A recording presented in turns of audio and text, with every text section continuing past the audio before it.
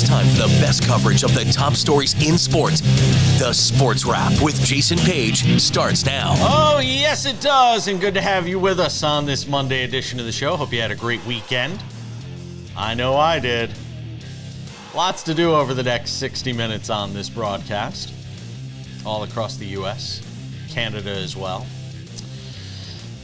Tino Pattigno will drop by, recap another win for Christopher Bell. He has won 3 of the 4 races to start the NASCAR Cup Series season. Wow. That is fast becoming a big story across the sports world. We'll talk with him about that. Nick Ferguson, former NFL safety, drops by to talk about NFL, which is where we begin without any sort of wasting time, Sam Yarnell. What a wild weekend. Boy, if the NBA stole the NFL's thunder during Super Bowl week, what did the NFL do this weekend? Wow. Just a ton of signings, trade activity, rumors, speculation. I said we have to build out like a few segments in the show today just to talk about the NFL. So that's what we'll do for the first half of this program and begin with the stunner, Myles Garrett going back to Cleveland. After saying he wants a trade, you've got the owner, Jimmy Haslam, saying, I'm not going to meet with him. And then all of a sudden, they come to terms on a career, a record-setting deal for Myles Garrett now, who's going to remain in Cleveland as a Brown. I guess winning a championship really didn't mean all that much at the end of the day.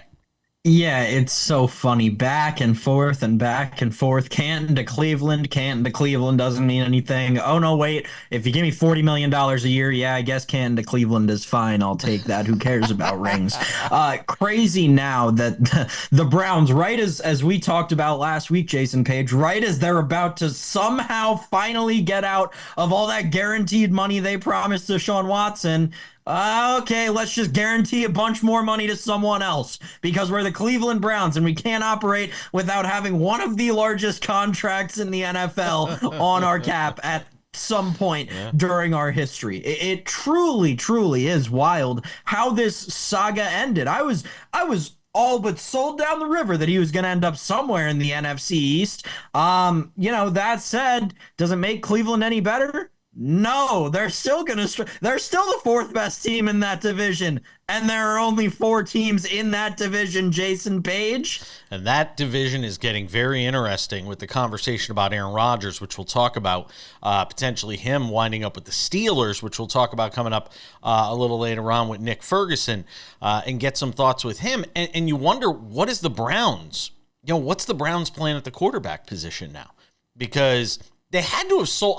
Look, it has to be more. It has to be. I have to believe it's more than the money. That they had to have sold him on a vision for how this franchise is actually going to be able to win games this year. And that means having to go and get a quarterback. And it means having to go get the pieces to put around that quarterback. I'm just dying to know where Cleveland goes, at the quarterback position right now, Sam. I'm hearing, is that Joe Flacco's music?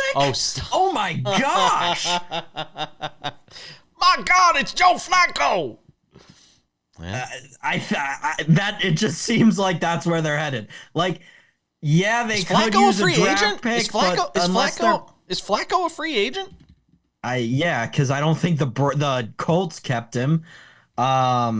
Listen, I don't think the Browns are kind of in a position to draft a quarterback, and I don't think you're going to draft a quarterback right after you pay Myles Garrett $40 million a year while you still have the Deshaun Watson contract on the books.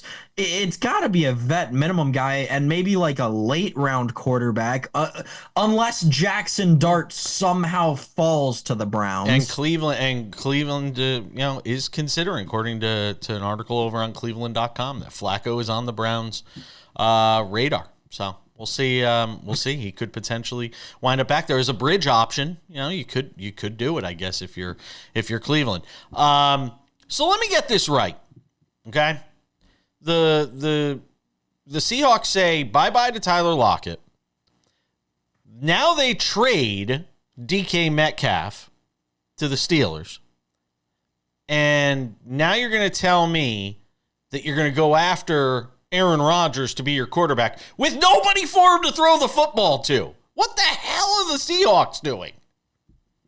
All right, hold on. I got to back up for a second. The Browns have the second overall pick. So after Cam Ward, they need to decide if they're going to trade it away and actually go the route of Flacco. Yeah, I should have fact checked. If they're going to draft Travis Hunter and try to construct a defense around Myles Garrett. I don't know. Bottom line, they're in a horrible position. All right, Seahawks, from one team that's in a horrible position to another team that's in a horrible position. Yeah, the Seahawks, Jason, they're selling out. This is it. They're blowing it all up. Which I'm okay with, but don't tell me you're going to... Why in his right mind, which is rare, would Aaron Rodgers go to Seattle to play for a Seahawks team that has nobody to throw the football to? Because... He's not going there. That's what it means. He's not going there. He's not going to go and get his you-know-what beat in for 17 weeks to go just so he has a job in the NFL. He's not doing that. He's not going there. There's no way. I will eat my shoe if he goes there. He's not going there. So this is an interesting discussion because why? There are a couple of answers as to why. You're gonna suck. Right? Suck. What? If you're the Seahawks, if you're gonna suck. Throw in some journeyman quarterback back there and go 2-15. And go get yourself a better quarterback in the draft next year, which should have a better quarterback class in it. So, I think suck for Archman. Are we not at a point in Aaron Rodgers' career where we can say that he's a journeyman? No. He's a veteran journeyman? I won't go there. I actually want to do a topic on this. Maybe tomorrow we'll do it on the show, ranking the next quarterback team he class. Signs with. Yeah. But the next team he signs with will be his third team in 4 years. Mm-hmm. The only year in there withstanding, he sat out all but 5 plays with a torn Achilles. Right.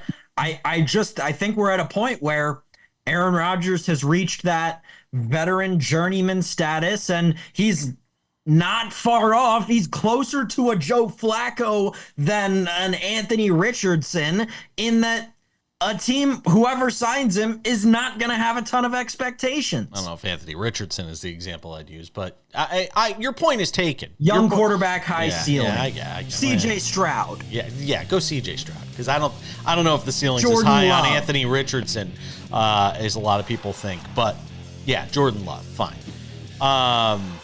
We'll do. So I got a fun exercise we're going to do on quarterbacks tomorrow on the show, but I want to bring in Nick Ferguson and get some thoughts with the former NFL safety. What does he make of all this wildness? There's a whole bunch of other NFL headlines to get to, and we'll get to them next.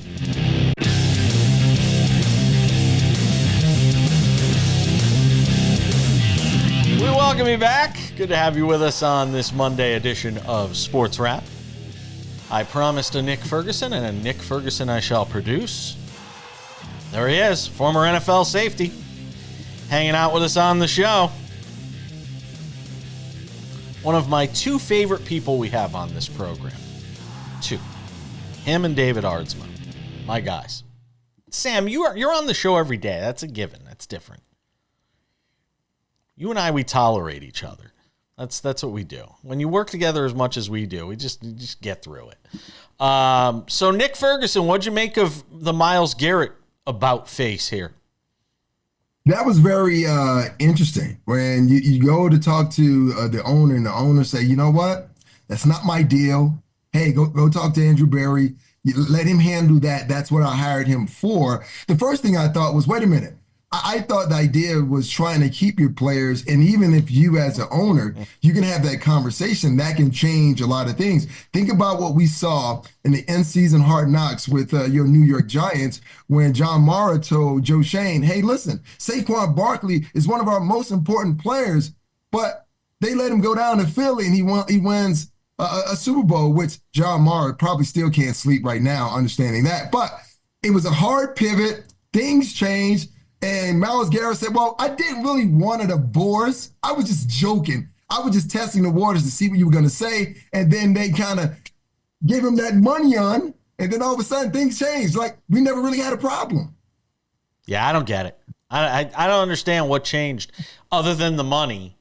did they make some sort of commitment as to how they actually make this thing a winner so he's not just playing for a losing team for his entire Hall of Fame career? I don't get it. Go ahead, Sam. Well, yeah, I said it earlier to you, Jason. It's the Cleveland Browns. They've just always got to have one of the biggest contracts in the NFL off the books, and that Deshaun contract is out of guaranteed money after either this year or next. And hey, now you got Myles Garrett that you're handcuffed to for X amount of years.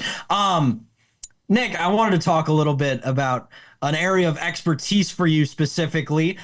J.C. Horn has become the highest paid defensive back in NFL history. $100 million, 70 guaranteed, 25 a year. What was your reaction when you saw this number for J.C. Horn of the Carolina Panthers? Well, the first thing I thought was, wow, great for him and great for his family. The second thing, I was just like, wow. They're just giving out money, hand over fist, man. I mean, this is now coming like a decade later than when I played. But J.C. Horn, I mean, he is a good corner in his own right.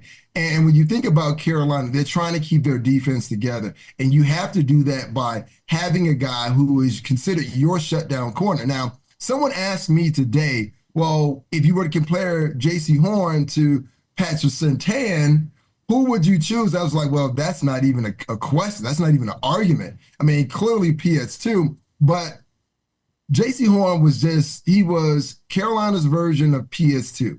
So that's why they had to keep him in-house. So what happens during this time, some team, Carolina Panthers being that team, they just took that positional market up to an entirely different level, giving J.C. Horn that type of money. But I'm happy for him. I'm shocked at the same time, and I think some of that shock is the fact of, man, where was this money when I played?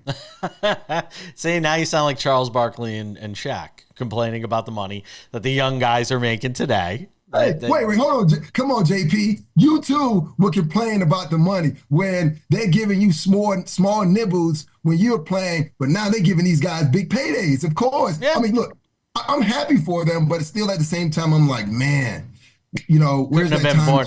Couldn't have been born 20 years later, huh? Yeah, Yeah, I know. What'd you think of the Chargers bringing back Khalil Mack on a one-year deal? Well, I thought that was the best thing for them because, no Joey Bosa. He's now out of there. You have to try to find a way to keep your guys in-house. And that defense wasn't that great, but you need to make sure that you're able to get a veteran pass rusher that can actually help turn the ball over and give Justin Herbert more opportunities. Now, does this now change things for the Chargers where now I'm going to wave a banner and say, well, this is a team that is considered to be a premier threat to the Kansas City Chiefs or Joe Burrow and the Bengals or Baltimore Ravens? I'm not willing to do that, but they get a fine piece of their defense back. Where does Joey Bosa make the most sense for you? Is it in San Francisco with his brother? No, it's sitting on the couch with me. To be honest, and look, wow. Not to be negative about the player, but wait a second, you can't say something like that and say not to be negative about a player, Nick. Well, let me put some context to it. The reason being because over the past 2 years for the Chargers, he's been doing just that. His production has gone down, and also he's been hurt, which also kind of leaned into his production being down. So he spent some of his time on the sofa anyway. He might as well just go all in. That's all I'm saying. I mean, listen, if you or Sam have a different opinion, let me know. But this is what I've been seeing because, the Chargers are in the AFC West. So I get a chance to see, both up close and personal. And he continued to leave the game early due to a lower leg injury or concussion. And when that started to happen in your career, man, that's bad. I think, Nick, especially just to back up your point a little, because it's truly not something that I had considered when we had talked about it last week on the show, but he is a very much creditor of name recognition, right? He gets a lot of credit for things that his brother and his family have done as well, while if you look at the numbers, his career's been in regression the last 2 to 3 years. So that is the fact. I wanted to get your general thought, though, Nick. I know it's early, right? And there are going to be moves coming in all throughout this week. But so far, what move on the defensive side do you think has been most impactful early in this offseason? We got 1 minute. Go ahead, Nick. I'll go back to the conversation we were having just a while ago. It's Myles Garrett. I mean, the Cleveland fans were clamoring for that team to make, the playoffs or even get to a Super Bowl, which I don't think is going to happen. But they needed to find a way to keep someone, that they're familiar with to kind of keep their fan base happy with this possibility of what might happen. And that seems to be the thing for Cleveland Brown fans. They just hinge on this idea of what could possibly happen, but it's not going to happen for them, unfortunately. So Myles Garrett staying with the Cleveland Browns, that gives the fans something to hoot and holler about. But I mean, that's kind of that big, sexy, pickup in free agency, a guy who's already on your roster. I wonder if they go quarterback at number 2 or Travis Hunter. I think that's going to be interesting and something we could explore a little bit more. Nick's going to hang around for one more segment. We've bolted him to the chair. We'll get some thoughts with him on some quarterback news. We didn't even talk about Geno Smith yet or Josh Allen's big contract. We'll get to it next.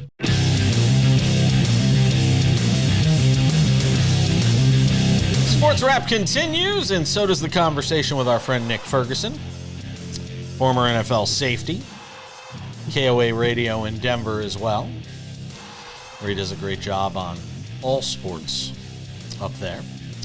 Let's talk about quarterbacks. I have to be honest. There were a lot of people surprised that Geno Smith wound up in Las Vegas with the Raiders. I'm not one of them. I'm not one of them when it comes to that move. To pair him back up with Pete Carroll, Nick.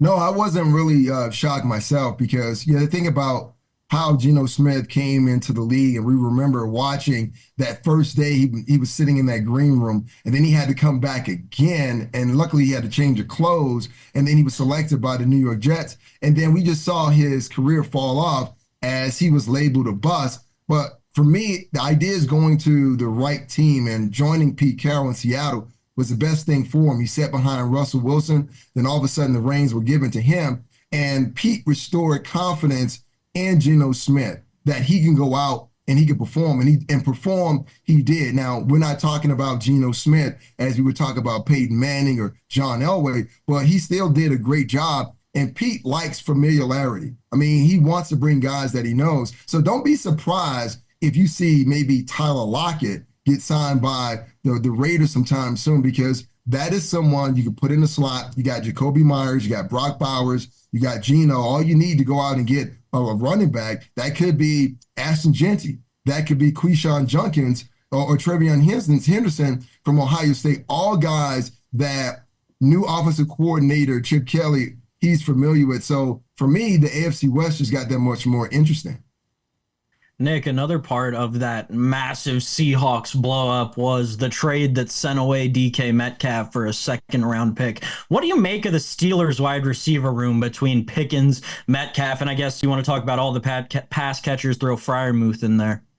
Well, once again, it's an arms race, and we see most teams kind of operate and work out 11 personnel. So the Steelers realized that they were not as strong as they needed to be from a wide receiver position. We watched the playoff game where George Pickens seems to fall apart. He was dropping passes. So to bring in another kind of strong-minded, stubborn head, bullhead, or whatever you want to call it, wide receiver is only going to help Pickens kind of take his game to the next level. And from a defensive standpoint, you're thinking, okay, well, where do we slide our defense? Who do we double? So it makes things a little more difficult for other defensive units as they try to stop them. Now, the biggest question is, now you got two vertical passing wide receiver, and you mentioned Freiermuth. The question is, who in the hell is throwing them the ball, right? You still don't know who's throwing them the ball, and you got Justin Fields in Dubai, right? He's in talk with both the Jets and the Steelers, so that means that there's a hard pause on Russell Wilson and Aaron Rodgers.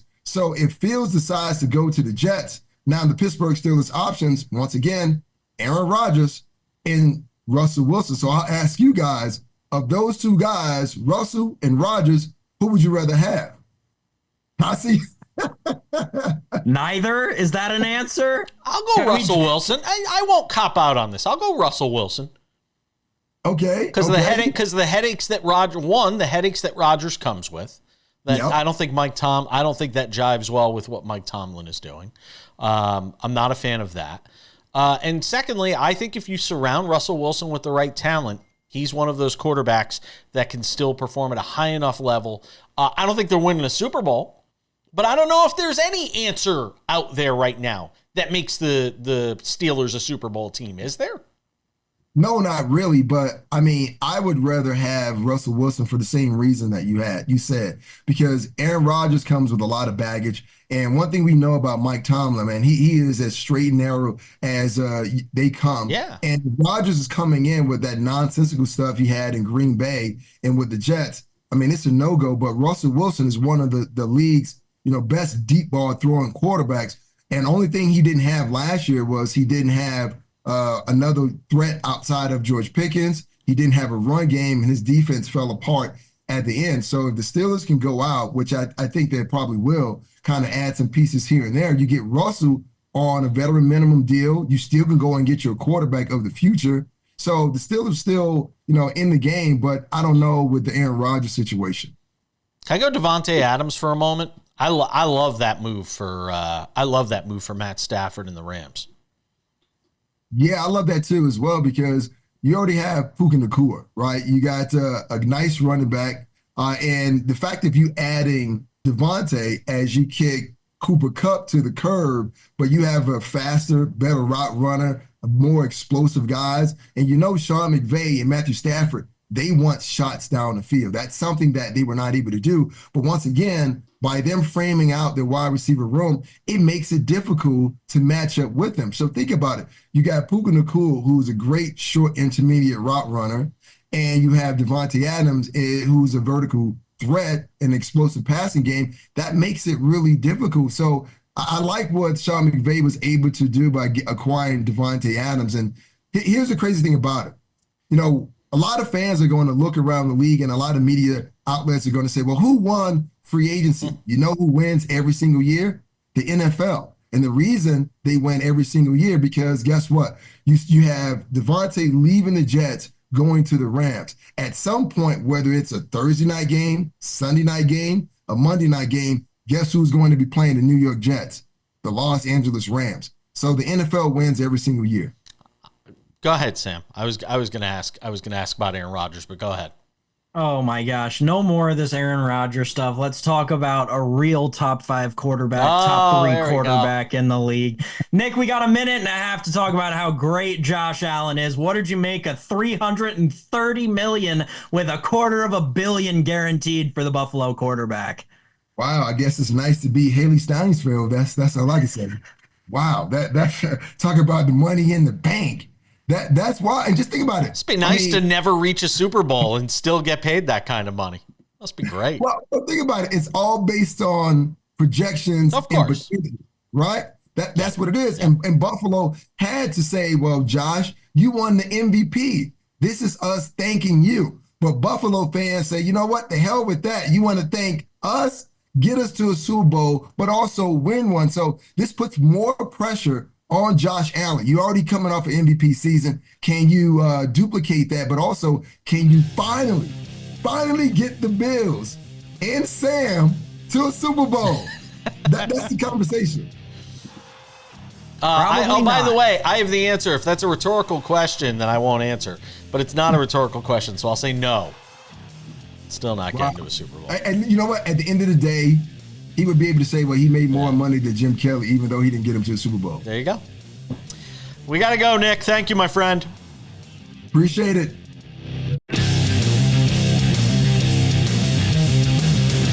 All right, coming up in 10 minutes, something to consider about the Lakers and LeBron James. All right, let's talk some NASCAR. It's a Monday. Our Friday, Monday NASCAR wraparound segment with this guy, Tino Pattigno. NASCAR betting insider, Sirius XM radio. You can catch him there. previewing races and giving you betting advice, and he hangs out with us on the show. So, Tino, Christopher Bell does it again. He wins his third straight race. He's won 3 of the first 4 races to start the season, first since Bill Elliott to do that, which means it was a while ago. Try and put in perspective what he's been able to do here over the first month of the NASCAR season. It's been awesome. I think the run that Christopher Bell has been, going on is not just something that needs to be looked at as, a talent perspective. It's been great to see, a great driving, showcase. All these wins earned in respectful driving photo finishes that we've seen in Atlanta.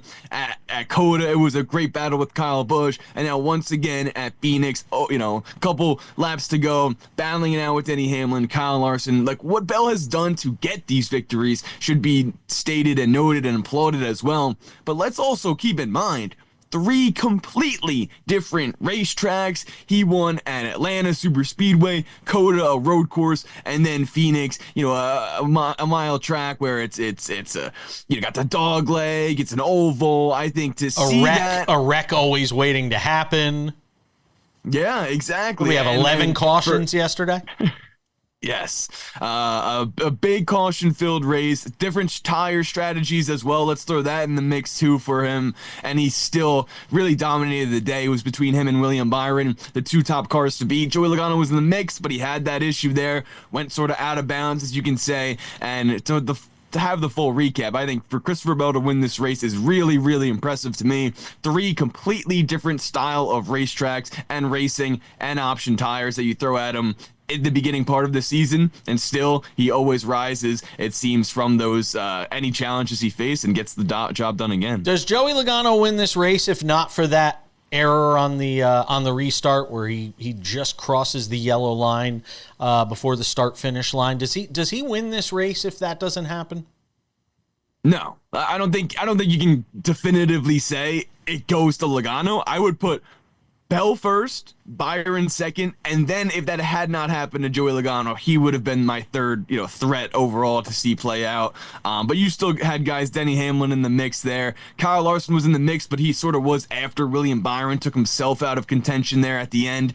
And Byron did nothing wrong. It was just how the caution fell with him coming to the pits and everything like that. But to me, I think Joey Logano would have been up there. He definitely would have had, more of a chance to lead, and maybe we could have seen things play out differently. But the 20 car was just super fast, long runs, being able to manage the tires too at the end. I don't think Joey Logano definitively can say that he wins that race, but he definitely would have had a chance to do so. Him getting in trouble there with a penalty, it took him out of contention. We mentioned Kyle Larson. We had him on the show last week. His best finish so far this season.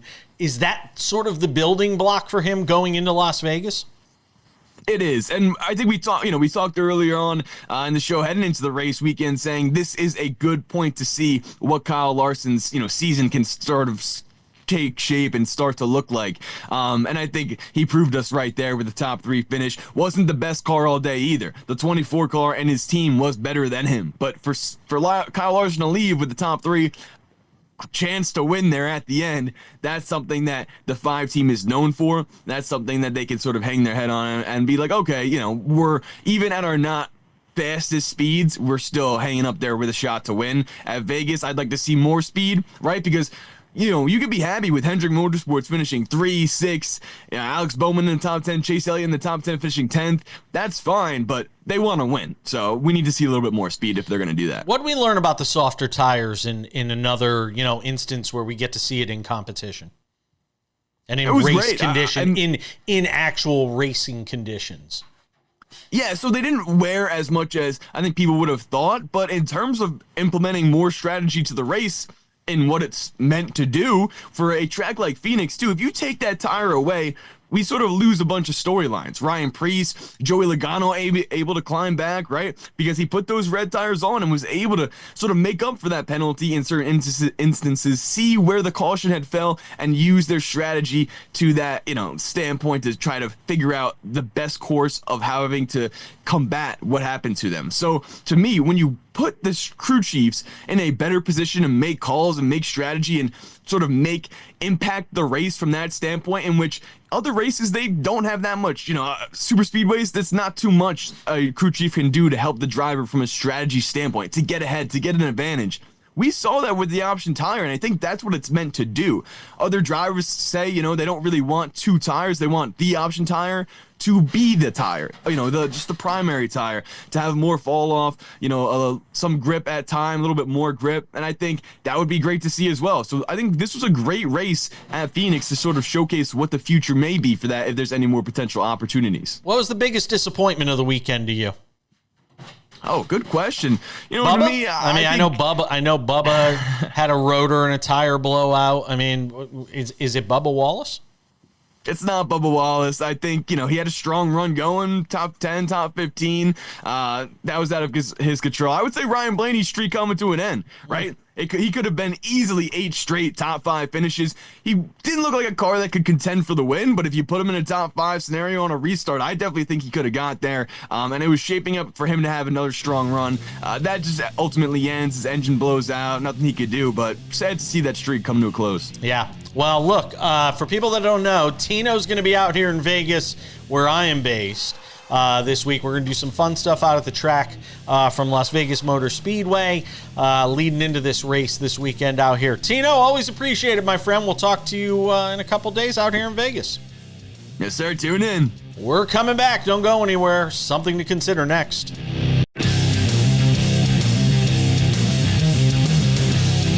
All right. Welcome back to this Monday edition of Sports Wrap. All across America, Canada, podcast, YouTube. It's a myriad ways to get this show. Sam Yarnell, something to consider on this Monday edition of the show. Something to consider. Did the Lakers season end with LeBron James' groin? I just like saying that word. It's a weird word. Groin. On Saturday night against the Boston Celtics. That's it? Yes. Yes, it did. I'm sorry. Not just because of LeBron James' groin, but this whole fantasy world we've been living in since, I don't know, the beginning of February, the end of January, through the All-Star break. This whole world where the Lakers are this sneaky team that we could see in the Western Conference Finals. Sloppy Joe. Because they won a couple of games against Philadelphia. Oh no, they lost to Philadelphia during that streak. Against Charlotte and against Brooklyn, and they beat the Wizards. Oh wow! And look at that, they beat the Wizards twice actually during that streak. But who's counting? Oh, look at that, they're in second place in the West. Oh my gosh! Wow! And then the injury happened to LeBron James in a game that I'm still not confident that they'd win, even if LeBron had played that whole game. There are other factors here besides them not having the greatest basketball player of all time for the next couple of weeks, if they're lucky. I think they'll get pretty lucky considering how awesome that guy's body has been over the course of his career. But regardless, the Lakers season is over. You look at the basketball power index. They have, over the course of their next 6 games, one game where they're given a more than 61% chance to win. That's does Brooklyn. Not bode well. Is that Brooklyn tonight? The schedule upcoming for the Lakers is going to show you so much about who this team really is, and Luka's not going to be able to do it himself. Having Jackson Dart clearly hurting them. He was playing well for them at the time. Jackson Hayes. Oh my gosh. We've been talking about you pulled the Jason Browns Page quarterback situation, and now I'm thinking about Ole Miss quarterbacks instead of Lakers center. Yes. What are we doing here? It's contagious. I love it. Last week I called DK Metcalf DJ Metcalf with a completely straight face. Yes, it's like great. DJ Augustine. Yes. Now that's a name pull. Let me back up the train a little bit here for you. Okay. They played the game without Jackson Hayes the other night. I can't grade what the Lakers are over the next 2 weeks without LeBron when they're without LeBron, who you just argued is one of the greatest, if not the greatest player of all time. Just tread water. And here is my advice, okay? If you look at the banner on the bottom of the screen, that's the Jason Page take. Because it is Sports Wrap with Jason Page, as much as we love Sam right now. One day it'll be Sports Wrap with Sam Yarnell, but right now it's Sports Wrap with Jason Page. Spoiler. Something to consider. Sit LeBron as long as needed. If I'm the Lakers, forget 2 weeks. Sit him as long as you need to. You have to protect LeBron from LeBron in this instance. You cannot let him rush back out there just because he wants to get out there and play with Luka, and those two are having fun together and doing what they do. You cannot rush LeBron back from this type of injury because it will linger. It'll carry into the postseason. I don't care. I mean, look, would I like the Lakers if you're rooting for the idea of the Lakers making a deep run? Would I like the Lakers to be a 2 seed? Absolutely. But here's the reality. They can win from anywhere in the West because the only team I think they wind up losing to, if you say right now in a 7-game series, is Oklahoma City. Whether they play at home or on the road, I don't think it's going to matter. I just want to have a healthy, 100% healthy LeBron for a run in the postseason.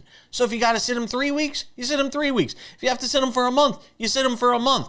But you do not, under any circumstances, let LeBron come back before that thing is 100% healed, Sam Yarnell. I was just looking for a price to see if there was a chance that you could get the Lakers to miss the playoffs, because obviously we know that if they make the play-in, that doesn't guarantee them the playoffs. Yeah, listen, that obviously FanDuel saw me coming a mile away because they're not even offering it. But what's that's the where I Lakers' would next look. 6 here? Let's see. Hold on. Lakers' next 6 at the so they got the Celtics. Here's what it is, Jason. You ready? I got it right in front of me. It's okay. 10 games in 10 days. At Brooklyn tonight, at Milwaukee Thursday, at Denver Friday. That's a back-to-back. They're going to lose both of those games. Then Sunday, they'll play at home against Phoenix. Monday against San Antonio. Next Wednesday, at home against Denver. Next Thursday, home against Milwaukee. Like that is not an easy schedule, and it's 7 games in 10 days. They will be incredibly lucky to go 3-4. I would agree with you. They'd be very lucky to go 3-4. Because would not be surprised Brooklyn if they went 1-6. You could beat Brooklyn. I think you could still beat Phoenix because Phoenix is dysfunctional with a capital D. And you'll beat San Antonio. I mean, if you go 3-4 in that stretch, and that winds up that's 10 days. That's not even the entire stretch without LeBron. You're still going to be without him after that. But then you got Chicago. Then you have 3 games and 4 games. And then 4 games Chicago, on the road, Orlando, and Indiana. Then you got 4 games on the road. It is not going to be a fun next couple of weeks for Lakers fans. No, it isn't. Really is not. By the way, Vegas hasn't budged on their odds, though. That does deserve mention. Nothing's really changed on that front. Big winner here might be Denver. Denver can wind up the 2 seed now. Memphis could still wind up the 2 seed. Houston's kind of fading. We got some odds and ends around the corner. Don't go anywhere. You're not going to want to miss it next.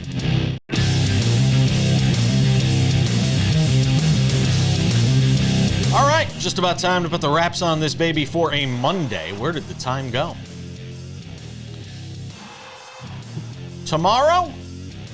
I don't know. I'm sure there'll be some NFL news to talk about. Legal tampering underway. So we'll get into that. We've got conference tournament week. By the way, congrats to Central Connecticut State University. That program was in the dumps for like the last, 7-8 years. Danielle Marshall was their head coach, former UConn Husky. Well, now they've hired another former Husky, Patrick Sellers, back in, I think, 22. They hired him. And Central Connecticut State University is a win away against St. Francis of Pennsylvania on Tuesday night from being back in the NCAA tournament for the first time in like forever. I have a fondness for that program because I did some play-by-play for their football and their basketball program, a little bit of baseball. Love Central Connecticut State University. Tom Pinsons is the athletic director there. Congratulations to CCSU. Go and get that win on Tuesday night and make the NCAA tournament. Sports Wrap with Jason Page, the podcast version of the show. Available on all your favorite podcasting platforms. Go and check it out. Without any further delay, Sam Yarnell, time for some odds and ends, presented by our friends over at Credit Associates. Are you $10,000 or more in credit card debt, in over your head trying to make monthly payments? Well, there's a powerful debt relief program the credit card companies don't want you to know about. Overcome the debt trap of multiple credit cards, high payments, and high interest rates that keep you in debt for decades. Are you more than $10,000 in credit card debt? Well, with one affordable low monthly payment, Credit Associates can help you. The debt relief program can help you resolve your debt in as little as 24 to 36 months. Who doesn't want that? Save you thousands of dollars, decades in debt. Find out how much you could save right now by calling 1-800-747-5362. That's 1-800-747-5362, or just scan the QR code below. Russell Henley, your winner at the Arnold Palmer Bay Hill Invitational, Sam Yarnell. I need big names. I don't need Russell Henley winning events. I need winners. I need big names. I'll borrow a phrase from my mom, who I talked to yesterday morning, who loves watching golf every weekend. Mom said, "What's going on with Scotty Scheffler, Jason?"